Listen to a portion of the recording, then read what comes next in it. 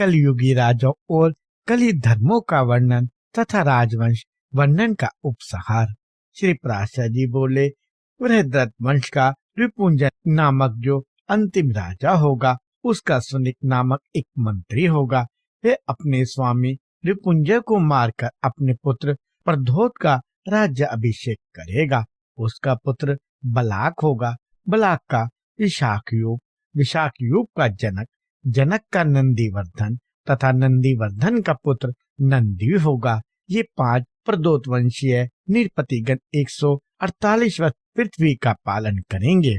नंदी का पुत्र शिशुनाभ होगा। शिशुनाभ का काकवन, काकवन का क्षेमधर्मा, क्षेमधर्मा का शतोजा, शतोजा का विदिशार, विदिशार का अजातशत्रु, अजातशत्रु का अर्भक, अर्भक का उदयन, उदयन का नंदीवर्धन और नंदीवर्धन का पुत्र महानंदी होगा।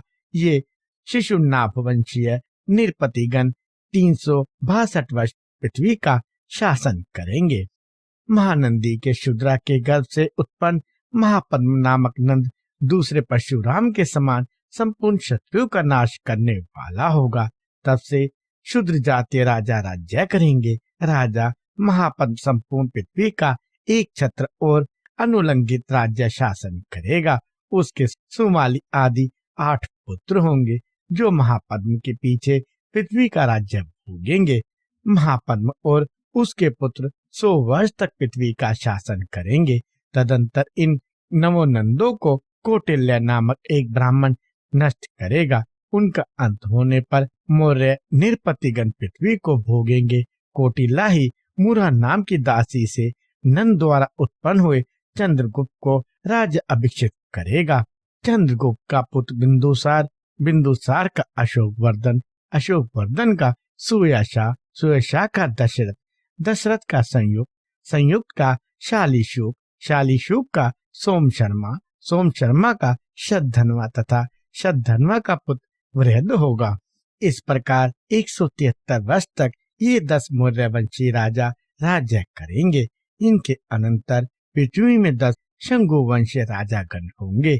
उनमें पहला पुष्यमित्र नामक सेनापति अपने स्वामी को मारकर स्वयं राज्य करेगा। उसका पुत्र अग्निमित्र होगा। अग्निमित्र का पुत्र सुज्येष्ठ, सुज्येष्ठ का वसुमित्र, वसुमित्र का उन्दक, उन्दक का पुलिंदक, पुलिंदक का घोषवसु, घोषवसु का वर्धमित्र, वर्धमित्र का भागवत और भागवत का पुत्र देवभूति होगा। ये शुंग नरेश 112 वर्ष पृथ्वी का भोग करेंगे। इसके अनंतर यह पृथ्वी कण्व भूपालों के अधिकार में चली जाएगी। शुंग वंशीय अति व्यसनशील राजा देवभूति को कण्वंशीय वसुदेव नामक उसका मंत्री मारकर स्वयं राज्य भोगेगा। उसका पुत्र भूमित्र, भूमित्र का नारायण तथा नारायण का पुत्र सुशर्मा होगा। ये 4 कान भूपतिगण 45 वर्ष पृथ्वी के अधिपति रहेंगे। कुणवंशीय सुशर्मा को उसका बलिपुच नाम वाला आंध्र जातीय सेवक मारकर स्वयं पृथ्वी का भोग करेगा। उसके पीछे उसका भाई कृष्ण पृथ्वी का स्वामी होगा। उसका पुत्र शांतकर्णी होगा। शांतकर्णी का पुत्र पुनोत्संग, पुनोत्संग का शातकर्णी, शातकर्णी का लंबोदर, लंबोदर का पिलक, पिलक का मेघस्वाति, मेघस्वाति का पटुमान, पटुमान का अरिष्टकर्मा, अरिष्टकर्मा का हलाहल, हलाहल का पल्लक, पल्लक का पुलिनसेन, पुलिनसेन का सुंदर, सुंदर का शांतकर्णी, शांतकर्णी का शिवस्वाति, शिवस्वाति का गोमती पुत्र, गोमती पुत्र का अलीमान, अलीमान का शांतकर्णी, शांतकर्णी का शिवश्रित, शिवश्रित का शिवस्कंद, शिवस्कंद का यक्षरी, यक्षरी का दिव्ययज्ञ, दिव्ययज्ञ का चंद्रश्री तथा चंद्रश्री का पुत्र पुलोमाची होगा। इस प्रकार ये 30 आंध्रवृत राजागण 456 वर्ष पृथ्वी को भोगेंगे।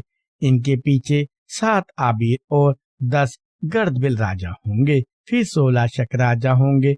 उनके पीछे 8 यवन, 14 तुर्क, 13 मुंड, गुरुंड और 11 मून जातीय राजा लोग 1090 वर्ष पृथ्वी का शासन करेंगे। इनमें से भी 11 मून राजा पृथ्वी को 300 वर्ष तक भोगेंगे। इनके उच्चिन्न होने पर गैंकिल नामक यवन जातीय अभिषेक राजा होंगे। उनका वंशधर विंध्याशक्ति होगा। विंध्याशक्ति का पुत्र पुरंजय होगा। पुरंजय का रामचंद्र, रामचंद्र का धर्मवर्मा, धर्मवर्मा का वंग, वंग का नंदन तथा नंदन का पुत्र सुनंदी होगा। सुनंदी के नंदी, यशा, शुक और प्रवीर ये 3 भाई होंगे। ये सब 106 वर्ष राज्य करेंगे। इनके पीछे 13 इनके वंश के और 3 बहिर राजा होंगे। उनके बाद 13 पुष्पमित्र और पटुमित्र आदि तथा 7 आंध्र, मांडलिक भूपतिगण होंगे तथा 9 राजा क्रमशः कौशल देश में राज्य करेंगे। निषद देश के स्वामी भी ये ही होंगे। मगध देश में विश्वस्फटिक नामक राज्य अन्य वर्णों को प्रवृत्त करेगा। वह कैवट, वटु, पुलिन और ब्राह्मणों को राज्य में नियुक्त करेगा। संपूर्ण क्षत्रिय जाति को उच्छिन्न कर पद्मावती पुरी में नागन तथा गंगा के निकटवर्ती प्रयाग और गया में मागध और गुप्त राजा लोग राज्य करेंगे। कौशल, आंध्र, पुंड्र, धामलिप और समुद्र तटवर्णी पुरी की देवरक्षित नामक एक राज्य रक्षा करेगा। कलिंग, महिष, महेंद्र और भूम आदि देशों को गुहनरेश भोगेंगे। नैषद, नैमिषक और कालकोशक आदि जनपदों को मणि धान्य वंशीय राज्य भोगेंगे। त्रय राज्य और मूषिक देशों पर कनक नामक राजा का राज्य होगा। सौराष्ट्र, अवंती, शूद्र, आभीर और नर्मदा तटवर्ती मरुभूमि पर वरात्य, द्विज, आभि और शुद्ध आदि का अधिपत्य होगा। समुद्र तट, दावी कोरनी, चंद्रभागा और कश्मीर आदि देशों का वरात्य, मलेच और शुद्र आदि राजागण भोग करेंगे। ये संपूर्ण राजा लोग पृथ्वी में एक ही समय में होंगे। ये थोड़े प्रसन्नता वाले, अत्यंत क्रोधी, सर्वदा अधर्म और मिथ्या भाषण में रुचि रखने वाले, स्त्री, बालक और गायों की हत्या करने वाले, पर्दन हरण में रुचि रखने वाले, अल्पशक्ति, तमह प्रदान, उत्तान के साथ ही पतनशील, अल्पायु, महती कामनाओं वाले, अल्प पुण्य और अत्यंत लोभी होंगे। ये संपूर्ण देशों को परस्पर मिला देंगे तथा उन राजाओं के आश्रय से ही बलवान और उन्हीं के स्वभाव का अनुकरण करने वाले मलेच्छ तथा आर्य विपरीत आचरण करते हुए सारी प्रजा को नष्ट भ्रष्ट कर देंगे।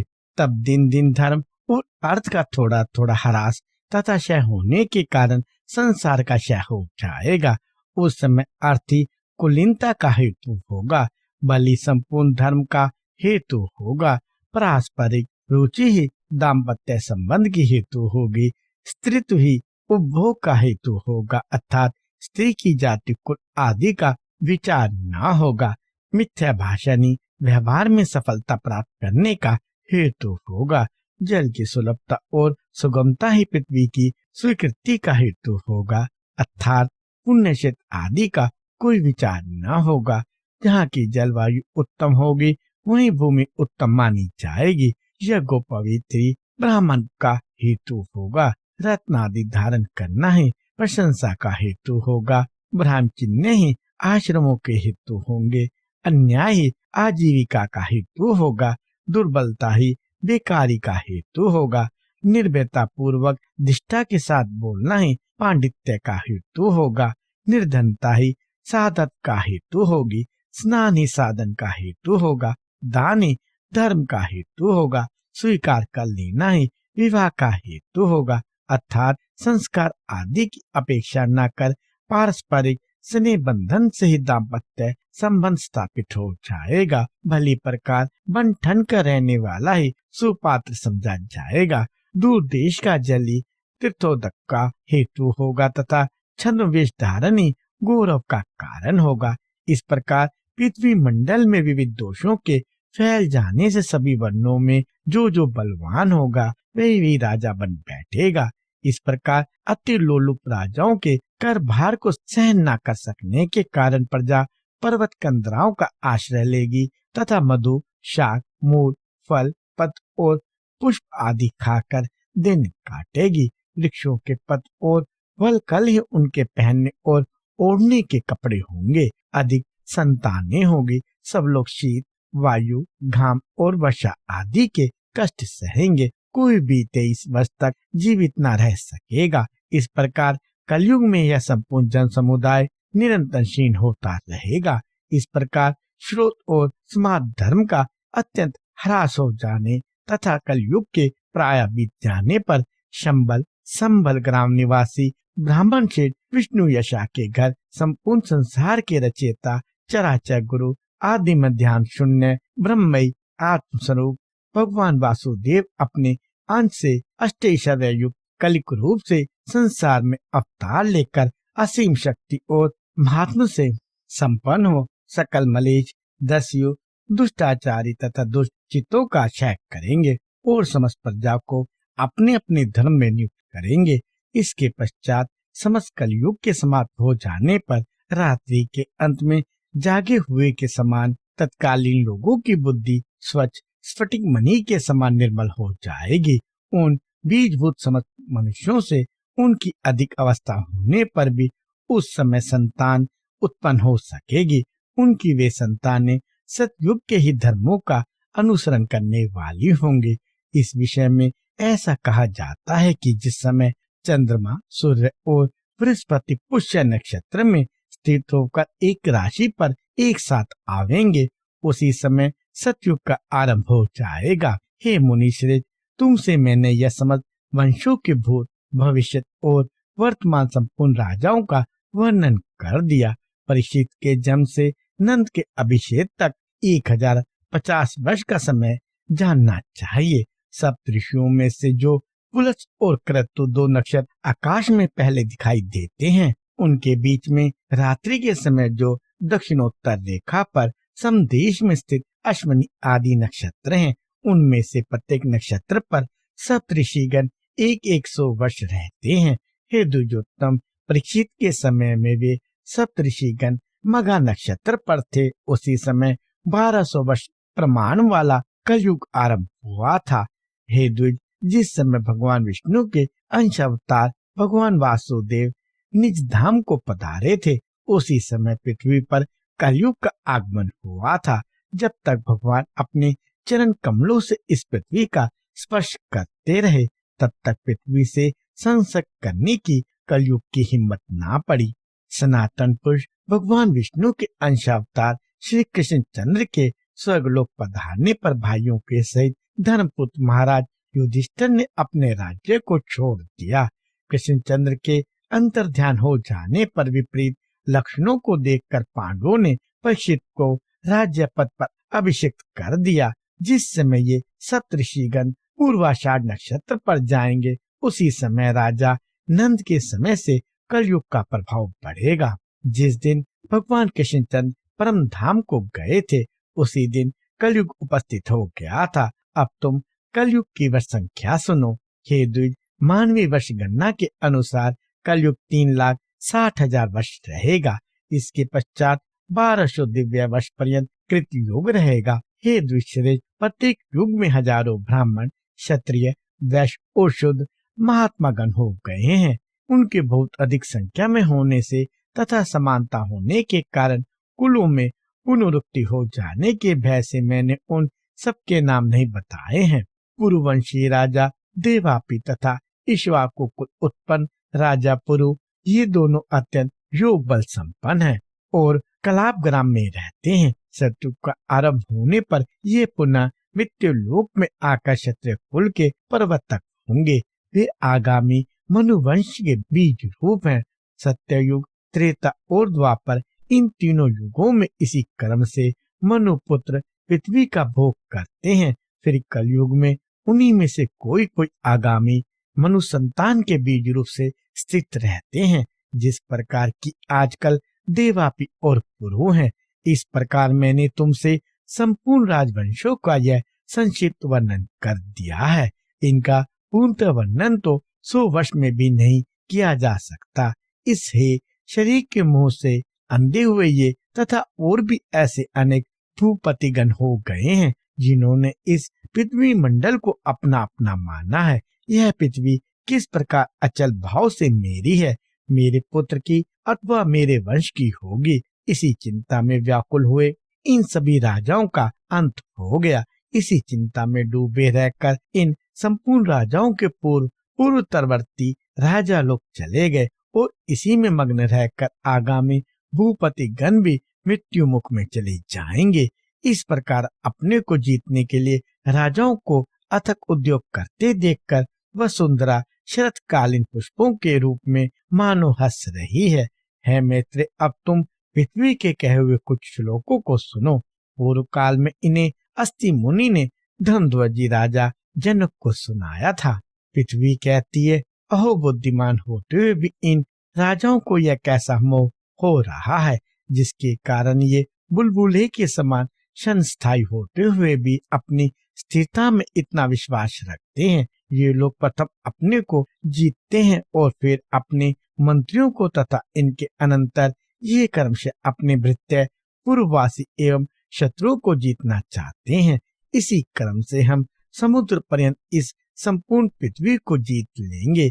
ऐसी बुद्धि से मोहित हुए ये लोग अपनी निकटवर्ती मृत्यु को नहीं देखते। यदि समुद्र से गिरा हुआ यह संपूर्ण भूमंडल अपने वश में हो ही जाए तो भी मनोजय की अपेक्षा इसके मूल्य ही क्या है, क्योंकि मोक्ष तो मनोजय से ही प्राप्त होता है, जिसे छोड़कर इनके पूर्वज चले गए तथा जिसे अपने साथ लेकर इनके पिता भी नहीं गए। उसी मुझको अत्यंत मुग्धता के कारण ये राजा लोग जीतना चाहते हैं, जिनका चित्त ममता में है। उन पिता पुत्र और भाइयों में अत्यंत मोह के कारण मेरे ही लिए परस्पर कलह होता है। जो राजा लोग यहाँ हो चुके हैं उन सभी की ऐसी कुबुद्धि रही है कि यह संपूर्ण पृथ्वी मेरी ही है और मेरे पीछे यह सदा मेरी संतान की ही रहेगी। इसी प्रकार मेरी में ममता करने वाले एक राजा को मुझे छोड़कर मृत्यु के मुख में जाते हुए देखकर भी न जाने कैसे उसका उत्तराधिकारी अपने हृदय में मेरे लिए ममता को स्थान देता है। जो राजा लोग दूतों के द्वारा अपने शत्रु से इस प्रकार कहलाते हैं कि यह पृथ्वी मेरी है, तुम लोग इसे तुरंत छोड़कर चले जाओ, उन पर मुझे बड़ी हंसी आती है। फिर उन मूढ़ों पर मुझे दया भी आ जाती है। श्री पराशर जी बोले, हे मैत्रेय, पृथ्वी के कहे हुए इन श्लोकों को जो मनुष्य सुनेगा उसकी ममता इसी प्रकार लीन हो जाएगी जैसे सूर्य के तपते समय बर्फ पिघल जाता है। इस प्रकार मैंने तुमसे भली प्रकार मनु के वंश का वर्णन कर दिया, जिस वंश के राजा लोग स्थिति कारक भगवान विष्णु के अंश के अंश थे। जो पुरुष इस मनु वंश का क्रमशः श्रवण करता है उस शुद्ध आत्मा के संपूर्ण पाप नष्ट हो जाते हैं। जो मनुष्य जितेंद्रिय होकर सूर्य और चंद्रमा के इन प्रशंसनीय वंशों का संपूर्ण वर्णन सुनता है वह अतुलित धन धान्य और संपत्ति प्राप्त करता है। महाबलवान महावीरशाली अनंत धन संचय करने वाले तथा परम निष्ठावान इक्ष्वाकु, जहनु, मानदाता, सगर, अविषित, रघुवंश राजागण तथा नहुष और ययाति आदि के चरित्रों को सुनकर जिन्हें की काल ने आज कथा मात्र ही शेष रखा है, प्रज्ञावान मनुष्य पुत्र, स्त्री, ग्रह, शीत और धन आदि में ममता न करेगा। जिन पुरुष श्रेष्ठों ने उदर भाव होकर अनेक वर्ष पर्यंत कठिन तपस्या की थी तथा विविध प्रकार के यज्ञों का अनुष्ठान किया था, आज उन अति बलवान और वीरशाली राजाओं की काल ने केवल कथा मात्र ही छोड़ दी है। जो पृथु अपने शत्रु समूह को जीतकर स्वच्छंद गति से समस्त लोकों में विचरता था, आज वही काल वायु की प्रेरणा से अग्नि में फेंके हुए सेमर की रुई के ढेर के समान नष्ट भ्रष्ट हो गया है। जो कार्तवीर्य अपने शत्रु मंडल का संहार कर समस्त द्वीपों को वशीभूत कर उन्हें भोगता था, वही आज कथा प्रसंग से वर्णन करते समय उल्टा संकल्प विकल्प का हेतु होता है, अर्थात उसका वर्णन करते समय यह संदेह होता है कि वास्तव में वह हुआ था या नहीं। समस्त दिशाओं को दीप्यमान करने वाला रावण, अविषित और रामचंद्र आदि के क्षण भंगुर ऐश्वर्यों को धिक्कार है, अन्यथा काल के क्षणिक कटाक्षपात के कारण आज उसका भस्म मात्र ही क्यों नहीं बच सका। जो मानधाता संपूर्ण भूमंडल का चक्रवर्ती सम्राट था, आज उसका केवल कथा में ही पता चलता है। ऐसा कौन मन बुद्धि होगा जो यह सुनकर अपने शरीर में भी ममता करेगा? फिर पृथ्वी आदि में ममता करने की तो बात ही क्या है। भगीरथ, सगर, कुकुत्स, रावण, रामचंद्र, लक्ष्मण और युधिष्ठिर आदि पहले हो गए हैं। ये बात सर्वथा सत्य है, किसी प्रकार भी मिथ्या नहीं है, किंतु अब वे कहाँ हैं इसका हमें पता नहीं। हे विप्रवर, वर्तमान और भविष्यकालीन जिन महाविद्याशाली राजाओं का मैंने वर्णन किया है, ये तथा अन्य लोग भी पूर्व राजाओं की भांति कथा मात्र क्षेत्र रहेंगे। ऐसा जानकर पुत्र, पुत्री और क्षेत्र आदि तथा अन्य प्राणी जो अलग रहेंगे, बुद्धिमान मनुष्यों को अपने शरीर में भी ममता नहीं करनी चाहिए।